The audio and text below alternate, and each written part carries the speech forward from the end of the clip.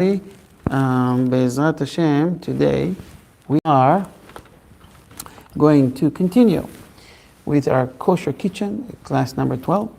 This class is not sponsored by anybody. The only way is dedicating it for the Refuah Shelema, spirit recovery, everything you want to mention. And today we will talk about, last time we talked about the kind of milk.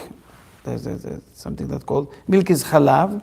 So there's something called chalav Israel or chalav stam. Chalav stam refers to a gentile's milk. Chalav Israel means that, not that it comes from Israel, but it was supervised by a Jew. Okay? So the Jew, to make sure that no other ingredients will be added to the milk or no other milk, and it was just directly from a kosher animal, and the whole process is kosher. Now, we'll talk about dairy products like cheese, butter, yogurt, lebanon, sour cream, and powdered milk. We talked about that? No? Okay. I don't know if we'll be able to talk today about Pat Yisrael or Pat Yisrael. This is our next topic, to see what kind of bread we can buy and eat. You can buy it at a store without kosher symbol, yes, no, and all that. Okay, so Chazal enacted an edict against eating gentile cheese, since it usually curdled in the stomach lining of unkosher animals. Remember the picture I sent you last week? Mm-hmm. If you don't remember, you can scroll down in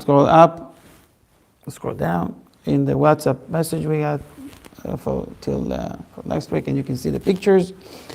And you can see that even till today, for Azerbaijan, for example, they're using the stomach of an animal and they're putting it milk or yogurt to ferment, and the enzyme that comes out of it, find it? Yeah. That comes out of it, it makes the cheese very good and very special. Okay?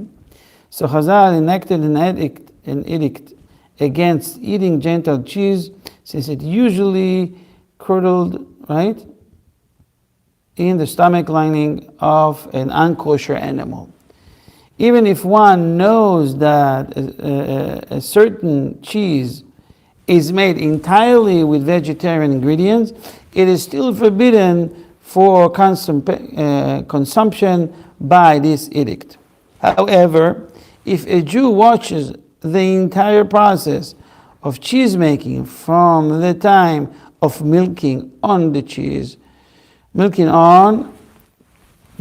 is permitted for consumption. If he only watches the cheese making, but not the milking, the cheese may be eaten b'diavad. B'diavad, it's a term you know what b'diavad means? Baruch atah Adonai Eloheinu melech ha'olam shehakol nihya b'dvaro. What's b'diavad mean? There's lechatchila in the begin with. Yes, you can do this lechatchila. You can eat lechatchila. No question, no doubt. Chatchila means the beginning. From the beginning, there is no doubt. B'diavad means he already, I ate it. Okay, you ate it. Okay, you can keep eating it. B'diavad, you already did. When the action was already made, you can continue. Okay? So there's some laws that follow this ruling. B'diavad, it's already done, okay, you can continue. But next time, be careful and do so and so. Okay? So it says you can be eating b'diavad. Though Sephardi permit it without reservation, however, one must still take precautions that the gentile not switch their ripening cheese with an unkosher one. Remember when we said they used to do that a lot? Because it gives the cheese more resilient, okay? It won't spoil that easily or that quickly, okay? And therefore the cheese must be double sealed. In sum, the requirement is that a Jew watch the cheese making and supervise the cheeses so that they not be switched. Basically, I keep it simple for everybody. If there is no kosher symbol on it, sign on it, it's not recommended to eat it, to use it. Comprende? Okay, any questions? Good. Today, especially today with all the chemicals. Huh? That's okay, good point. So Judah pointed out it's not just a sign that you think it's kosher because it comes from a Jewish source. It has to be something that is recommended. How do you know it's recommended? There's dozens or hundreds of them out there. So ask your local rabbi.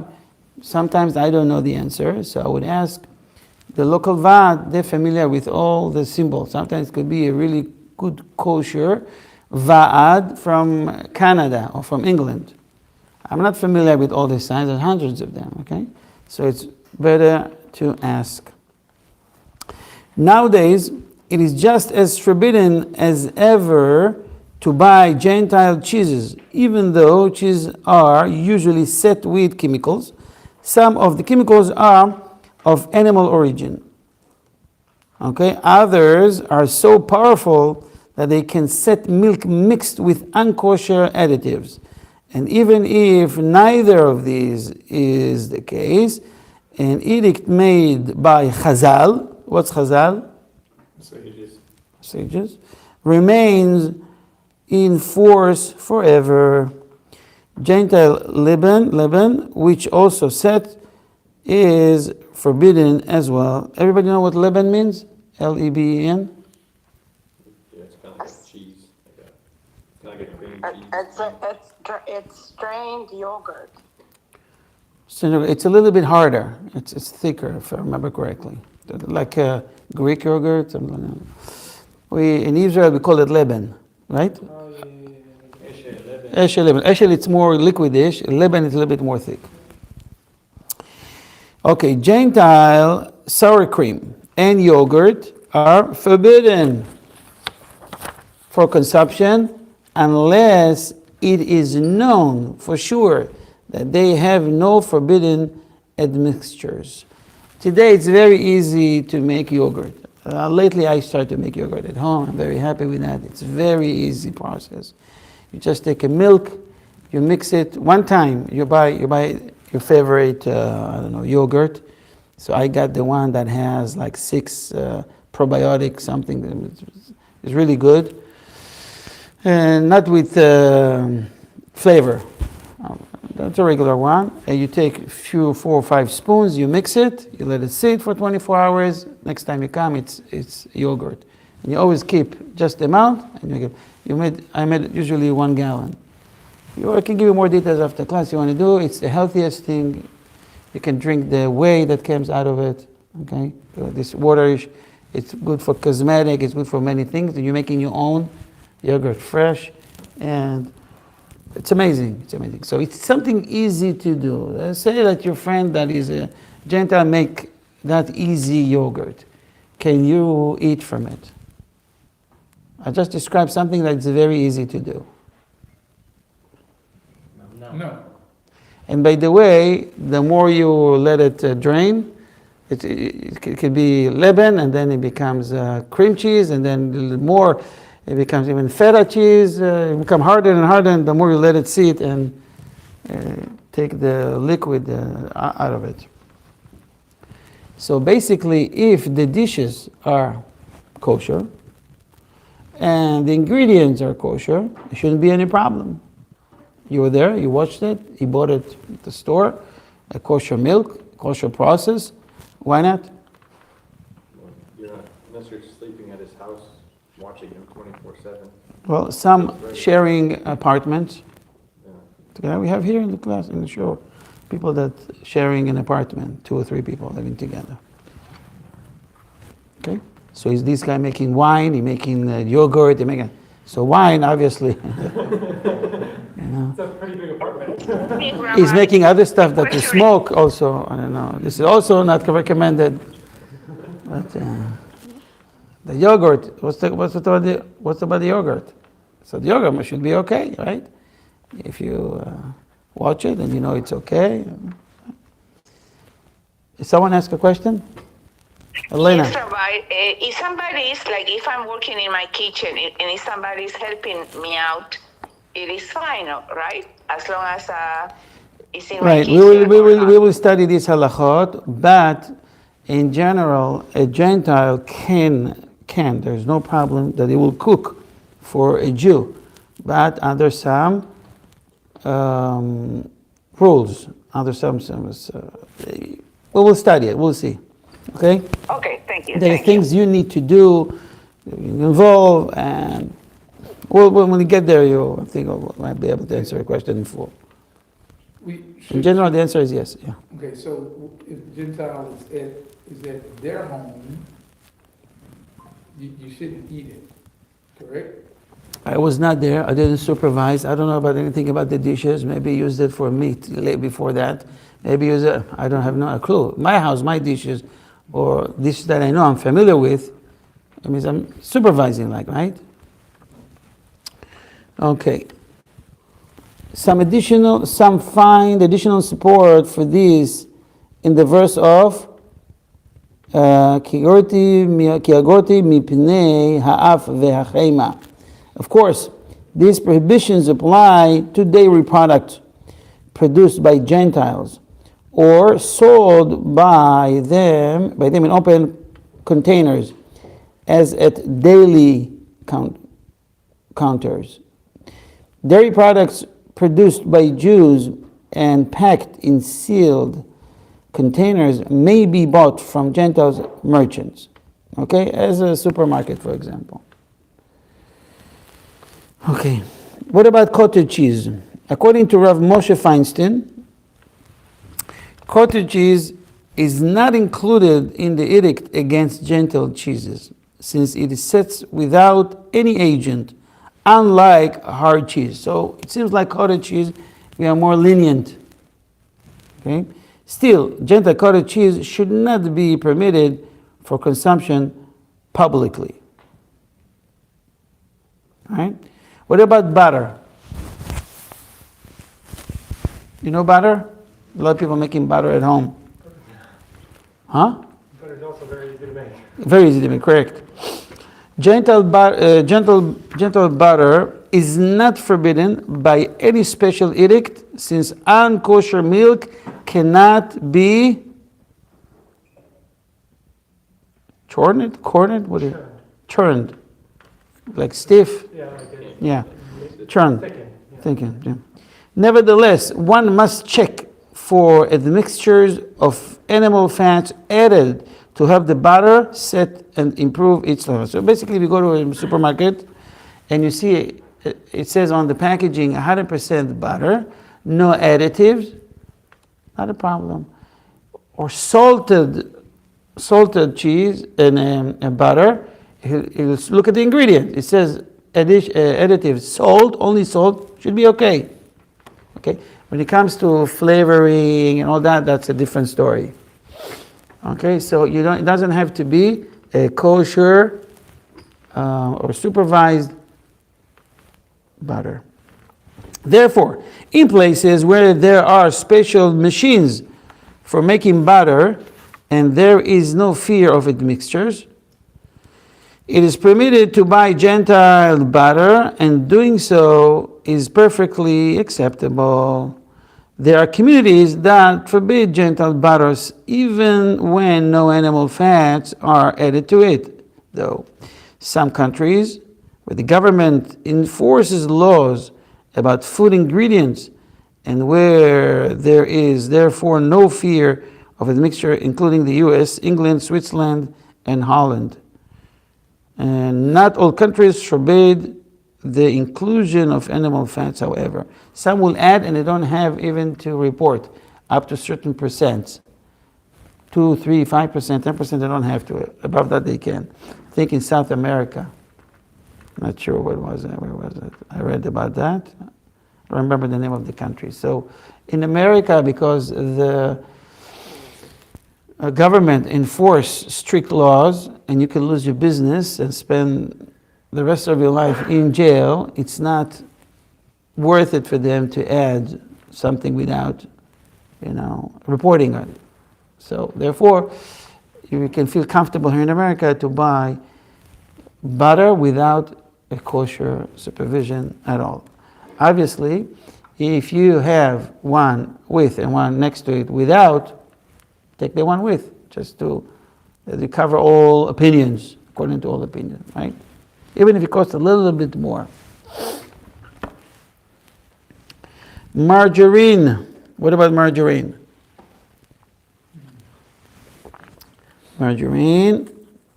The book Yitzchak Ronen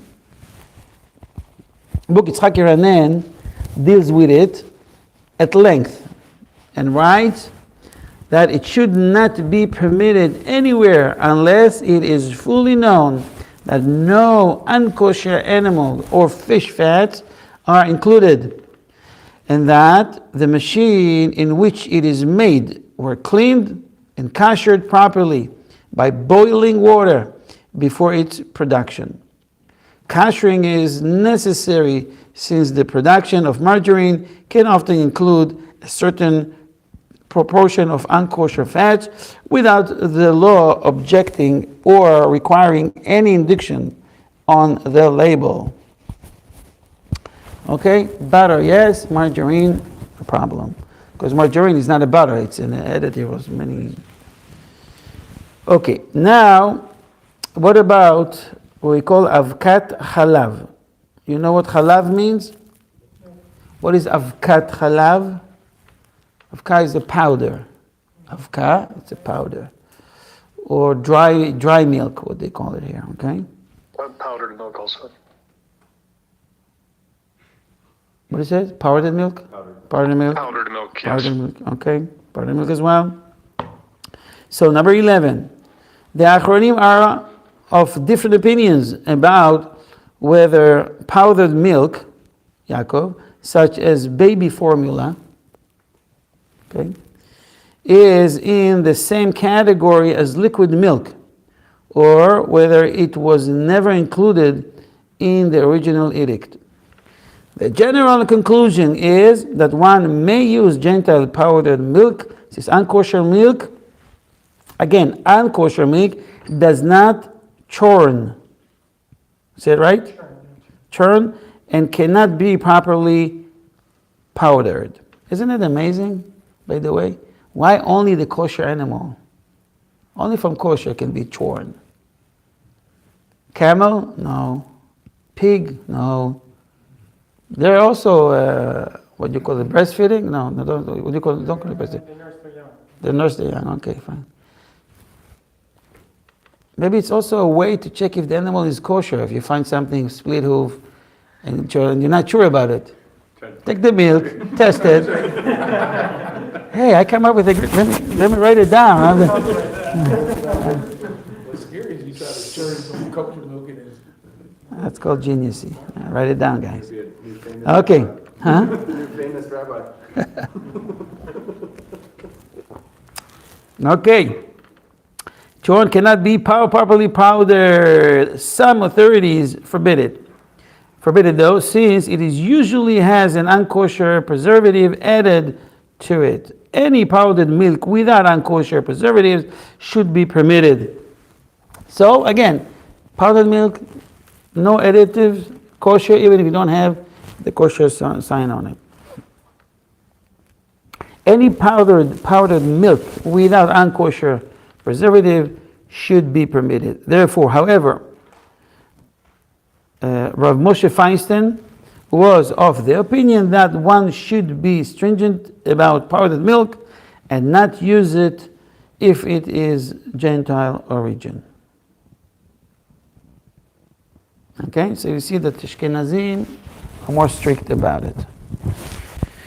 Okay, there are sometimes, God forbid, there is a famine in the world, for example. There is a shortage in the market. But still, you need to feed the babies. And I remember when I was, and we were in Indiana, it was hard to find kosher, some supermarkets. We brought some with us. So we called the Vaad. The Vaad told us if they have these ingredients, it's okay, even if it doesn't have. Later, we were able to find OU things, but it's not always available. So during famines, it should be permissible to feed small children gentile dairy products which were set with vegetarian-based chemicals. Like, I don't know, vegetarian rennet, for example. There's a, The vegan cheese that's be okay. Tofu. Yeah, if you want your child to be sick all the time, give him tofu. No, I didn't say that. It was a joke. It is certainly permissible to feed them to infants under such circumstances, because it's a famine. Okay. It seems like today we're going to talk about the pat. Last halacha about the cheese. There are opinions that a cheese set in the stomach lining of a properly slaughtered, kosher animal is permitted for consumption b'diavad, if you already ate it, right? If you already got it.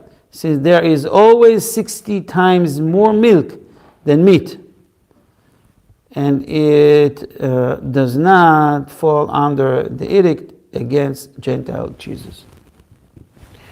Okay, no more questions, right? Pat Yisrael, our next topic. I want to go and buy pita from a bakery, or bread, or a challah. It's not supervised. You have bakery at almost every supermarket.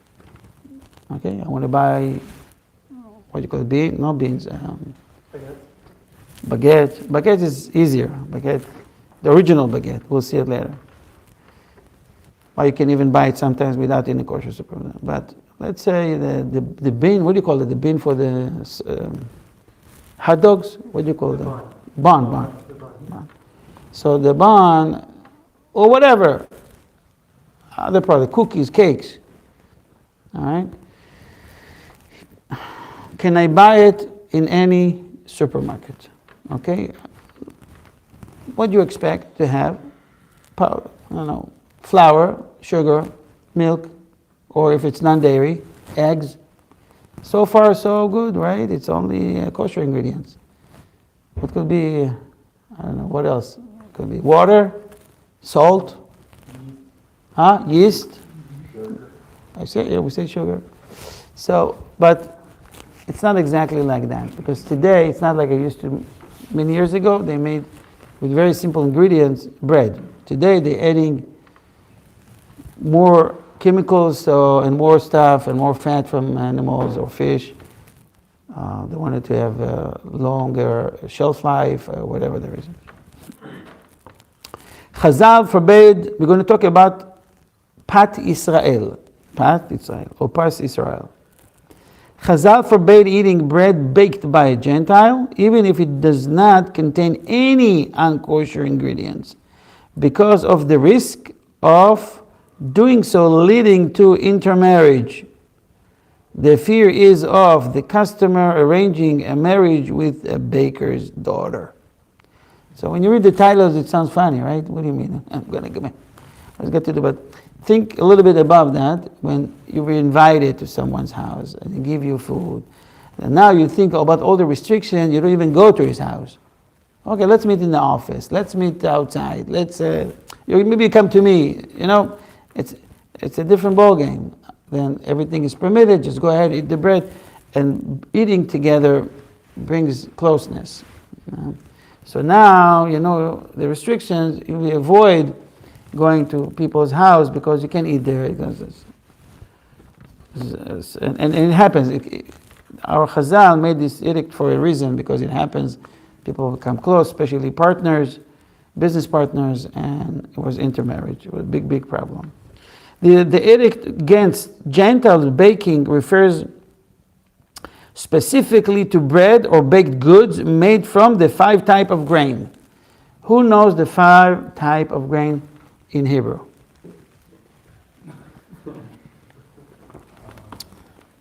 Okay, in English. You tell me later in Spanish. barley, Wheat, barley. millet. Hmm? No. Belt, oats, Spelled out, oats, and Oats, you're missing one. Rye. Rye. That's it, 5. Okay. But not to bake goods made from corn, rice, legumes, or millet. In Hebrew, millet is dohan. I don't know if you know. The latter type of baked goods are covered by the edict against gentile cooking, not gentile baking. Only in places where cornbread or the like is the only kind of bread eaten. So let's say go to Mexico, certain cities they're making it from corn, right? Is it considered bread for the purpose of this edict? So you go to a place, that's the local bread. Nonetheless, it's not one of the 5 grains we mentioned. You still need to avoid eating from it or buying from them. Cookies, 3. What about what we mentioned, cookies, cake? Cookies and other baked goods are considered bread for the purpose of the edict against gentile baking. If they are made mostly of flour and the butter, the butter is stiff dough. What about covering? Just, they're putting some syrup on it or whatever covering.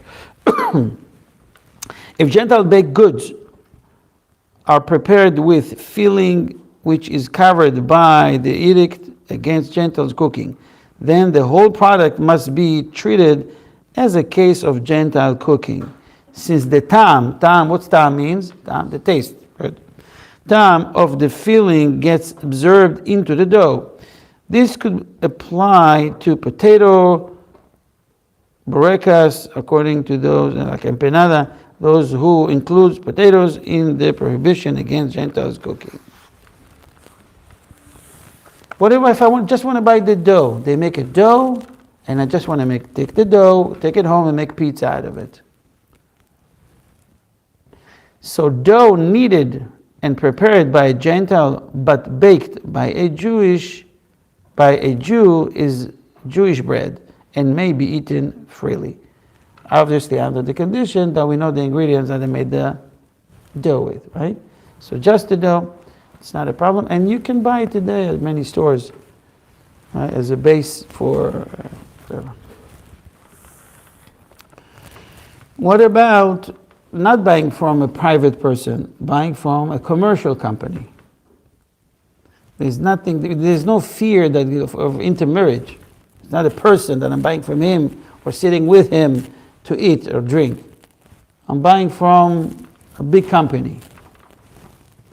In places where Jewish bread is not available, it is permissible to buy bread from a commercial Gentile baker if one is sure that it contains no unkosher ingredients.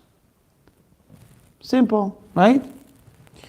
Under no circumstances, however, may one buy from a private person who bakes for his own use, or those who today is very common, that people start to sell from home.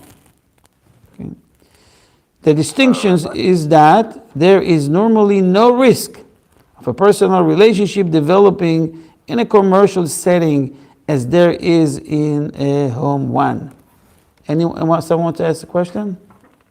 Yeah, it's Victor, Rabbi. What if the baker doesn't have any offspring, no children?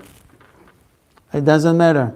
It's a good question, because the rule says since we have this edict, we have to follow it regardless if they married, not married, or whatever. We can't change this ruling. Okay? Even if it's for not by the way, intermarriage is not the only reason. It's just one of the reasons. Okay? Like for alcohol, but it's one of the reasons. On the pshat level. If you know what I mean. Okay. What about those that we know that have eggs in it? we don't know if they proof the eggs or not. So, no. You can't. Some permit it because it could be 1/60th, but the majority says no. Unless there's industrial eggs. Obviously farm eggs that comes with, there is a male around, there's a risk that they'll have blood in it. Okay. If a private person bakes for sale, though, his bread is considered commercial bread, and one may buy it.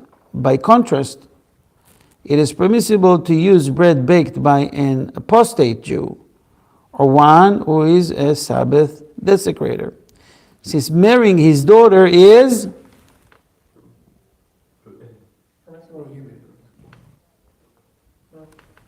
legitimate. There are opinions which disagree with this, however. Okay, an apostate is a Jew. Someone that desecrated the Shabbat is still a Jew. So, okay.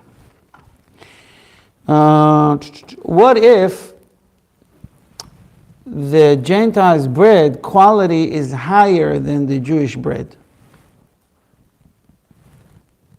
Is this reason good enough for me to buy? But let's say, I'm just throwing names, okay? It doesn't have to be like Ezekiel bread. Okay, some says they have a bunch of good ingredients. There's a lot of I don't know. Health benefits. Huh? Health benefits. Whatever. Health benefits in it compared to the Jew that makes regular pita. So this was the best quality, vitamins and all that. Okay, so the halacha says, while in general one should always buy Jewish bread if it is available, one may buy commercial gentile bread instead if it is of a higher quality than the Jewish bread, such as bagels compared to regular whatever. Okay, this is where Moshe Feinstein's Pascha. This is a very important comment, what's coming, and it will help you to figure if this is okay to buy or not. It's pretty obvious what I'm about to say, but listen anyways. One cannot assume that the ingredients of a gentile bread are kosher, or maybe answer your question, without careful examination of the whole baking process. For example, in countries where meat is cheap, such as in South America, it is the practice to grease baking pans with unkosher butter or animal fat in order to enhance the flavor of the bread. This is also the case in most countries in Europe, where the bread itself is often spread with unkosher fat before baking. Even diet bread or vegetarian bread is often baked on greased pans. Greased pans. In Hebrew we're saying grease. Grease. Nachon? We're saying grease. Grease. And this is why I get confused. So you say greased? Greased. What is single? Give me this grease or this grease? Greased is like past tense, like if you did it. Okay. I'm saying grease. Okay. Thank you for the correction. On greased pans. The only reliable exception is the popular baguette of France, which is made on ungreased pans and includes only flour and water. This is why pious Jews tried to comment here. This is why pious Jews try to be careful only to buy with reliable kashrut supervision. Even if you have a room to say this is kosher, someone that is strict with halakha says, you know what, no supervision, I'm not buying. Okay. So in a pinch, baguette's the best. What if, In a pinch, baguette's the best, basically. In a pinch? Yeah, in a pinch. Like if you're in a tight spot, like you don't have very many options. Okay. What if a baker, he makes kosher bread, but he also makes unkosher bread in the same bakery? If a gentile baker uses unkosher fat in his bakery for some, but not all of his products, and you see it. It says the whole list of the ingredients. It says only kosher ingredients. But yet, he has in the same bakery non-kosher. Right? Can we eat from the kosher?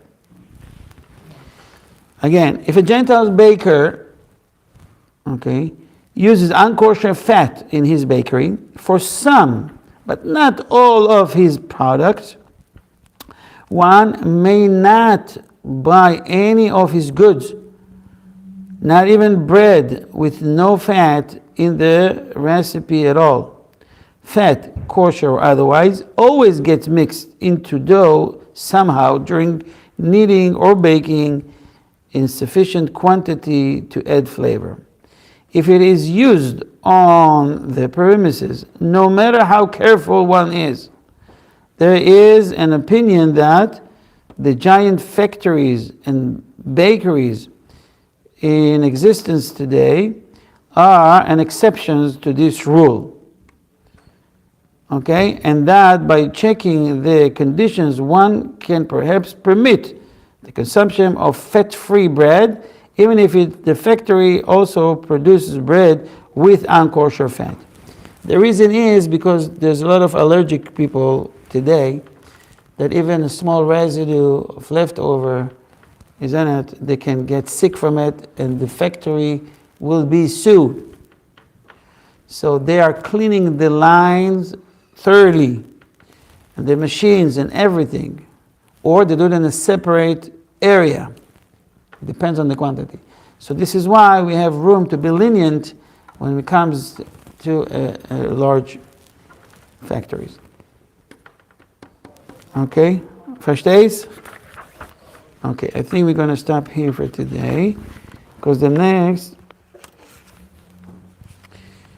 we'll talk, Be'ezrat Hashem, what if my friend, a Gentile, is cooking, and which is the best way I can eat from his cooking? Okay? And it's true also to restaurants. Most of the restaurants here are using non-Jews to work in the kitchen. From A to Z, from the beginning till the end. So how is it possible if you're not supposed to eat the cooking of a Gentile? There's a way to make it kosher. And it's very easy. How are we going to do it? How are we doing this? Be'ezrat Hashem will talk next week. Any questions? Yes? Huh? Oh, you have to go? Okay, beseda. Thank you, everybody. On behalf of Rabbi Yisrael Foundation, I want to thank you. God bless you. Be'ezrat Hashem. Thursday, you have a class here with Rabbi Liran, and see you Be'ezrat Hashem on Shabbat morning. Thank you. Thank you. Have a good one. Bye-bye. Thank you, Rabbi. Thank you. Shalom. Shalom. Thank you, Rabbi. Shabbat shalom. Thank you.